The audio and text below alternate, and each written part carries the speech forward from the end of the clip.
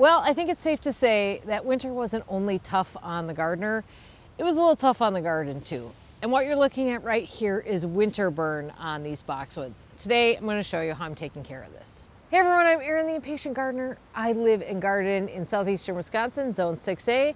And right now, in what is for me very early spring, in terms of what's happening in the garden, is a great time to take care of this problem.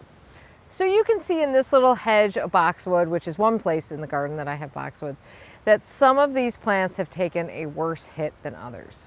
This is fairly unsightly, and I know it looks a little scary, especially when we start thinking about problems that you can have with boxwood, like boxwood blight.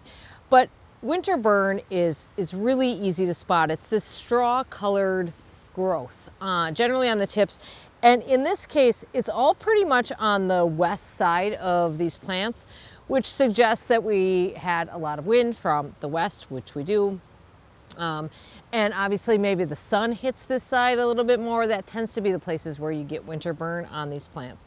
This is not going to come back. This yellow straw-colored growth that you see, this is shot. It's not coming back. So the thing to do here is to just get in there with your pruning shears and just cut this out. We're not talking about any kind of shaping at this point, or what you might do when you're sort of pruning a boxwood with hedge trimmers or something like that. This is strictly to get rid of this dead stuff that's here so that there's room for new growth when it comes to come in here. So that really makes now the right time to do this, because we don't have any sign of new growth yet. So I'm just using my regular pruning shears for this. This is kind of key.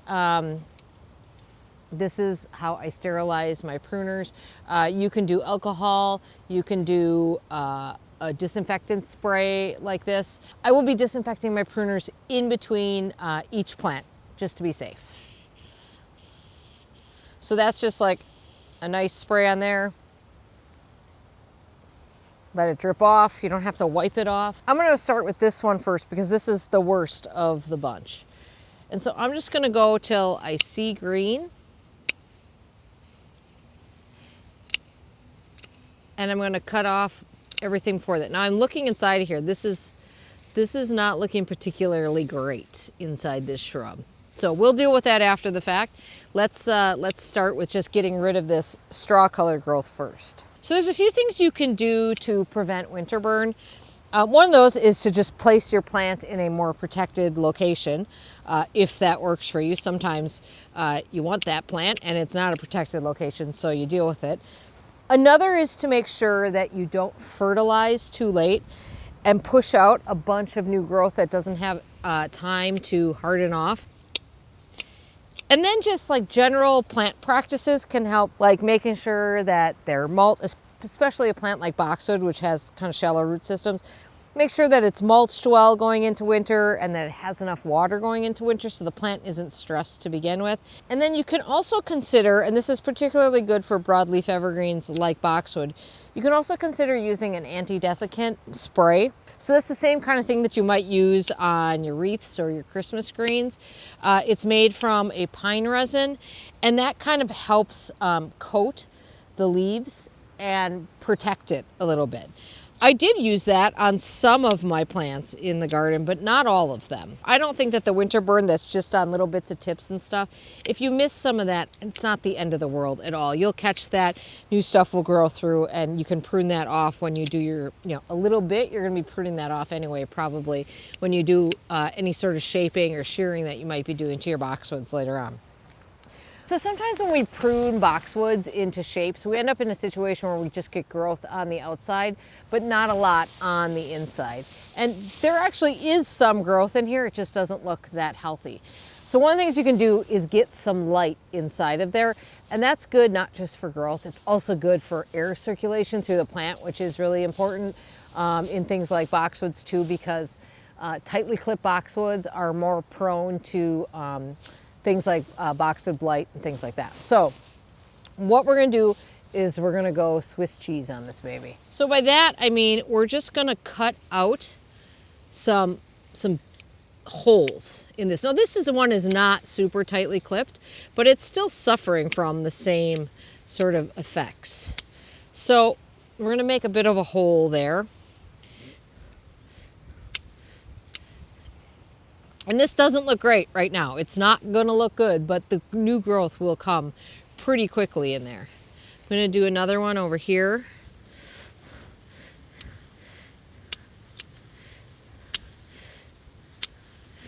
And I'm just gonna kind of go around the plant, sticking my pruners in there quite a way. I mean, you can see how much growth I'm cutting off there, so that we open this plant up a little bit. Get some light in there. This guy doesn't look particularly good, period, so this is not good looking right now, but just wait and have faith. Okay, so you can see where we ended up on this one. It's got a fair amount of holes in it. It looks a little chunky. It's not looking its best.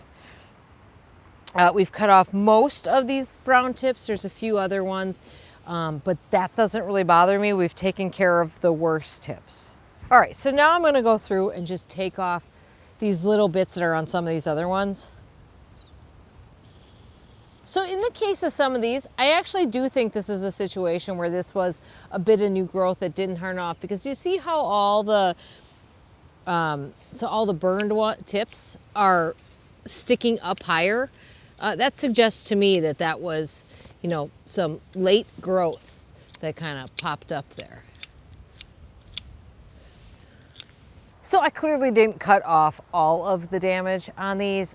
I don't think you need to be super fastidious about this. I think get what you can, but I don't think this is the time for, you know, very fine work on this, unless it really bothers you, in which case then you should do that.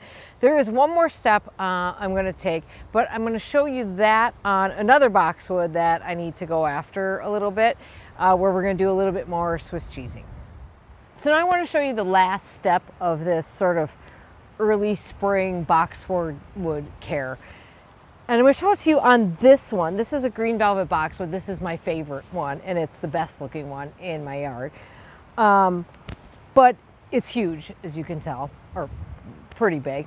But this one has been getting a pretty tight clipping for a number of years now, and it's been a while since I've done this. So I've gone through this one and Swiss cheesed it pretty good. Now you just glanced at it, you probably couldn't see it, but I've got holes here, here, here, here, and once I show those to you, you can see that I've done that.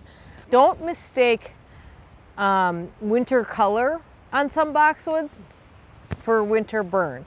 So up here on the top, we've got some kind of bronze tips, and that's just a thing that some boxwoods do. It all depends on the variety, but some boxwoods bronze out more than others, and it takes them a while to get that fresh color again. So winter burn is only the truly straw colored leaves that are the ones that are dead. So you don't have to cut off this bronze growth, because that's still alive and that's gonna return to its regular color and push new growth, no problem. The last step in this early spring boxwood care that I do is I'm gonna spray this with Top Buxus Restore and Protect, which I have already mixed up, because you have to let it sit for about 10 minutes. But I want to show you what it looks like. It comes in a little tab. So it's kind of like a giant Alka-Seltzer thing. And you just put this into a quart of water and you let it sit for 10 minutes. Obviously you can mix up more than one. You let it sit for 10 minutes and then you just spray it on your boxwood. But crucially, I'm going to spray this on the interior of these boxwoods too, because we really want to encourage growth in these Swiss cheese holes that I've made. So I actually try to stick the wand way in there through every one of those holes,